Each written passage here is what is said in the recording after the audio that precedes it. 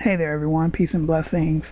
Let's talk a little bit about the banks and the secrets that they don't want you to find out about, and they're hoping that you will stay ignorant and stay in the dark as far as how they operate and how they make money.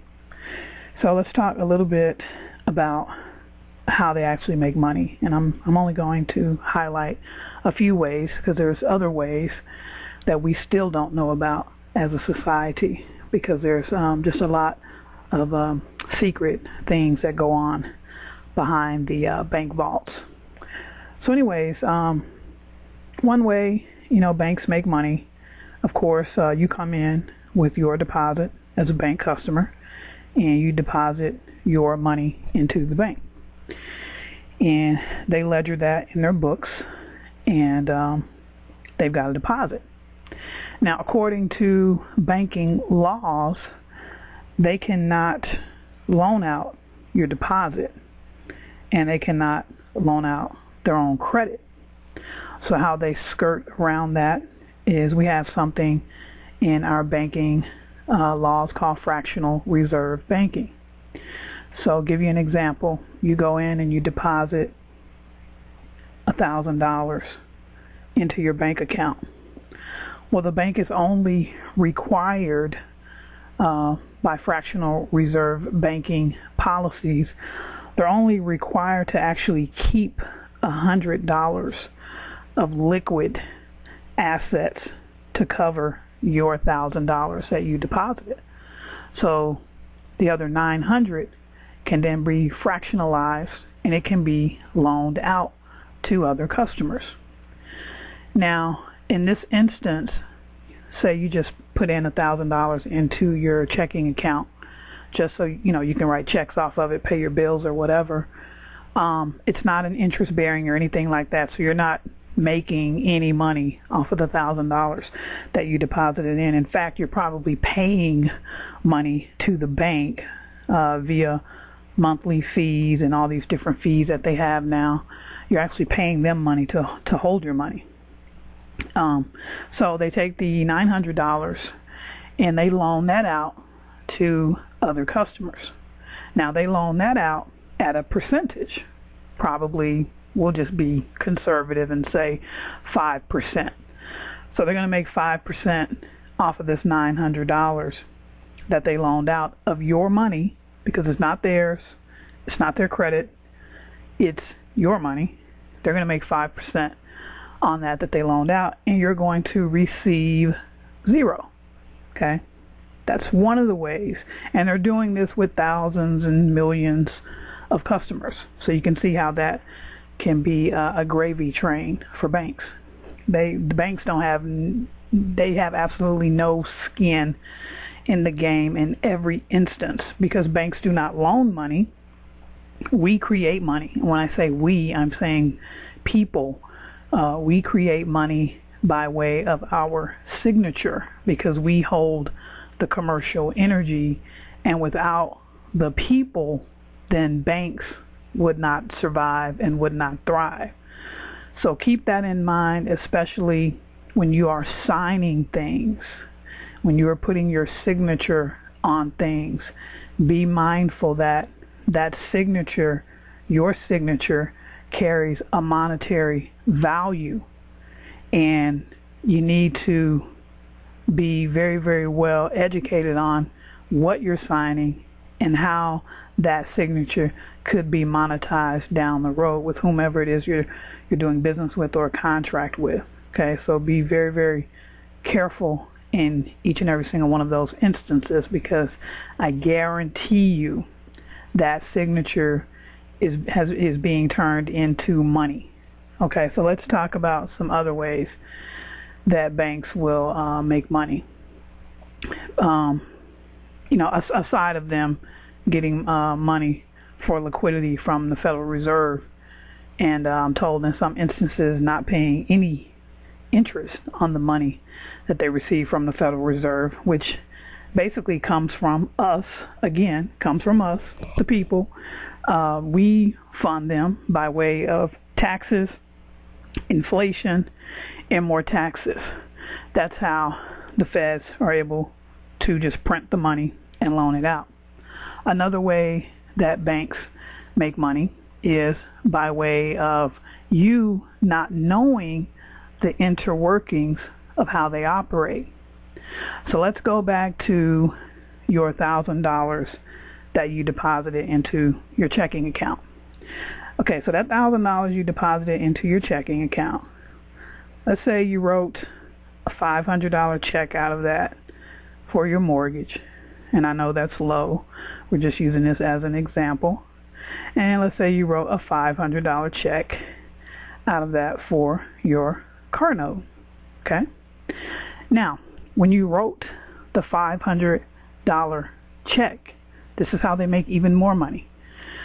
When you write a check from your account, when you wire funds from your account, when you use your debit card from your account, anything that's outgoing from your account except for actually withdrawing cash, everything else outgoing, you are creating a security instrument each time that you do that, because again, that's another signature being applied to that instrument, which makes it negotiable.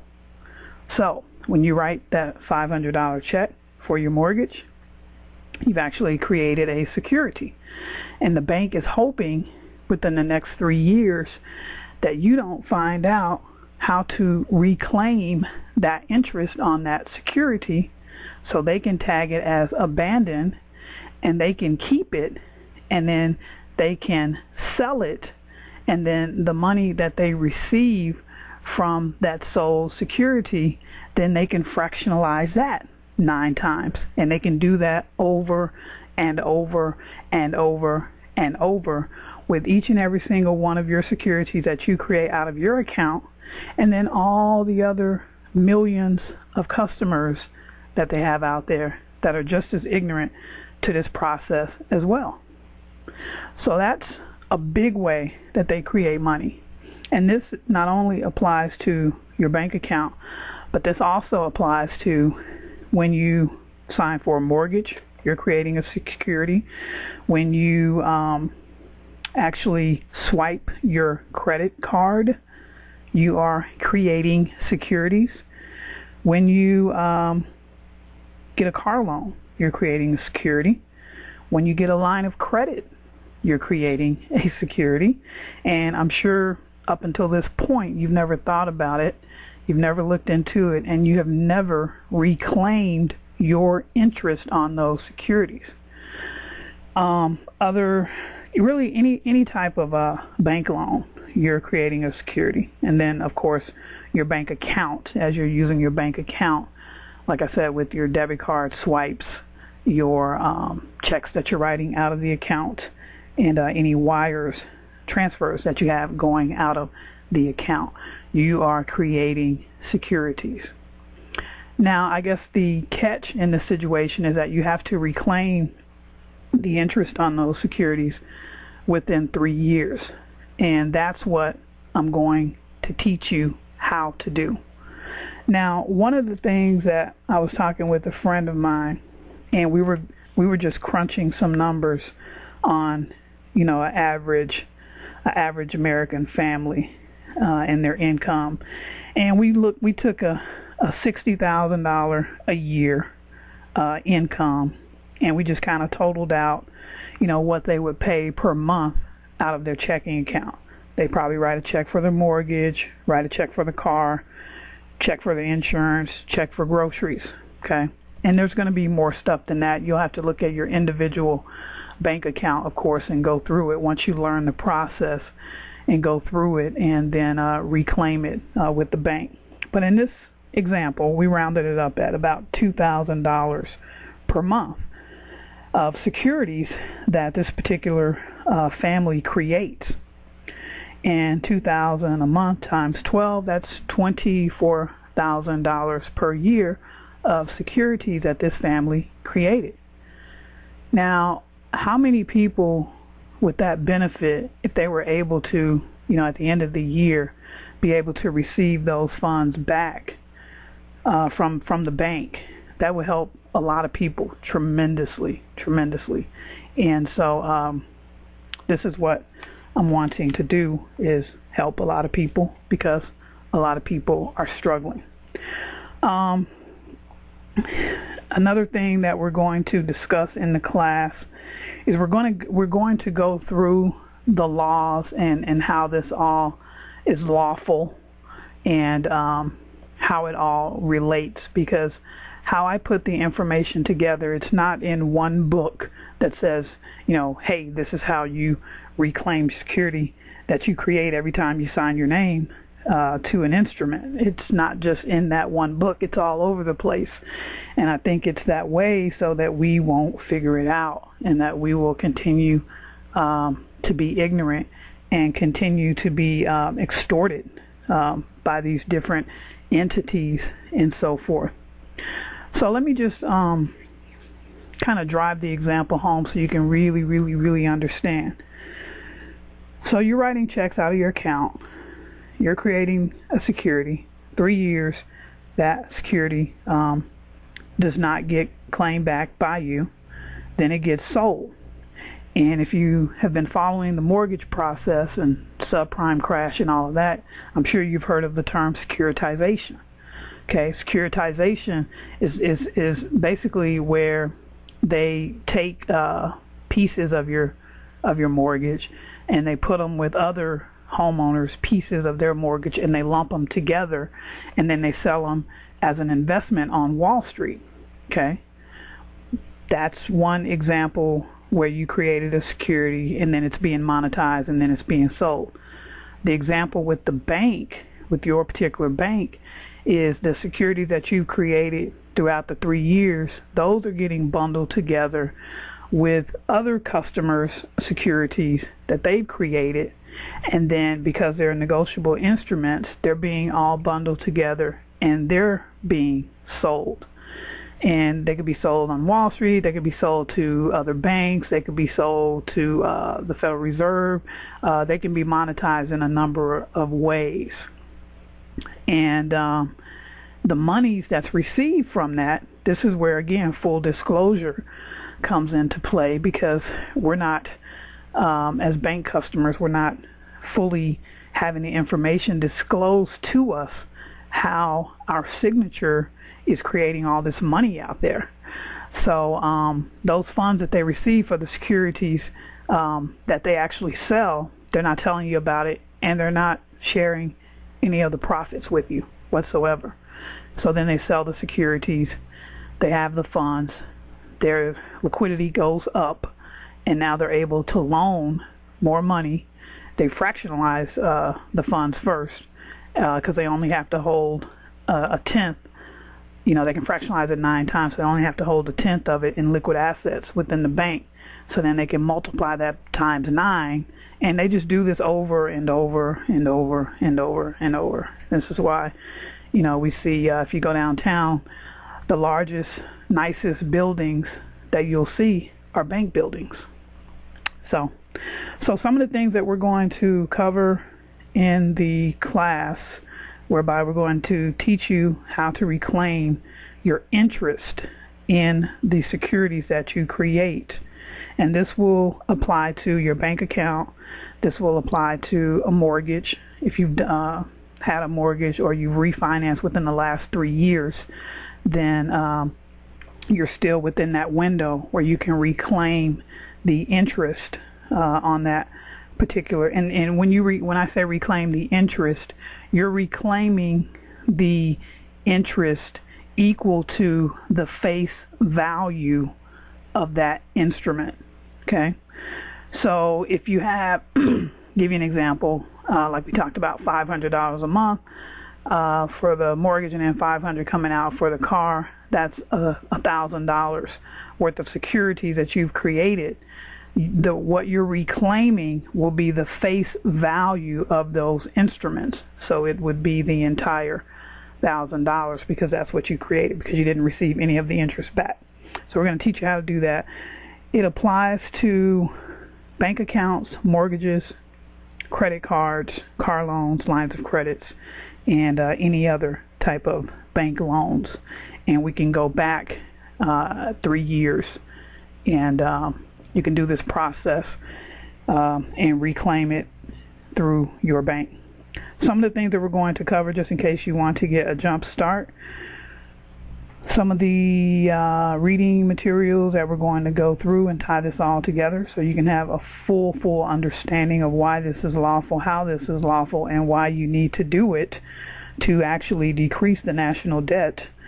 We're going to talk about the affidavit of Walker Todd. If you have not read that, I would highly encourage you to read it, because he actually worked for, he was an expert witness in a case, I think it was 1999, I can't really remember, but he worked for the Federal Reserve, and he basically, in this particular case, he witnessed and wrote just a great piece on the creation of money. And when we all understand that we create money by way of our signature, it turns on the light bulbs for a lot of different situations. So if you haven't read that, that's one of the things that we're going to go through in the class. If you want to get a jump start, Google it, start reading it. We're also going to go through modern money mechanics, which wasn't supposed to be disseminated into the public. However, it did get out some years ago by the Federal Reserve Bank of Chicago, and it also shows how banks ledger and how banks create money through us. Okay. Also going to talk about the Emergency Banking Act. If you're not aware, we've been under Emergency Banking Act since Roosevelt was in office, and that was enacted March 9th, 1933. We've been under the Emergency Banking Act, and that means a lot of stuff. Number one, I'll give you a hint. If you have a lot of money in the in domestic banks within the continental United States, I would encourage you to find a foreign bank that you can trust and move your money. Also, we're going to talk about the United States Code Title 12, which regulates banks, and then also we're going to tie in the Uniform Commercial Code and how you can utilize Uniform Commercial Code to actually reclaim your interest and get a resolution from your bank. So if you're on YouTube and you're not actually on our webpage to register, look in the description box and click on that link if you'd like to register for the class. If you're on our website already, then just below click the link there to get registered for our class. The class will be recorded and the documentations will be available so that you'll have the information for life that you can refer back to. And once you start doing this process, and you go back and you do your initial, past 3 years, you can start doing this every single year going forward, until you stop banking or, whatever. But you can use this process going forward. Let's see, what else?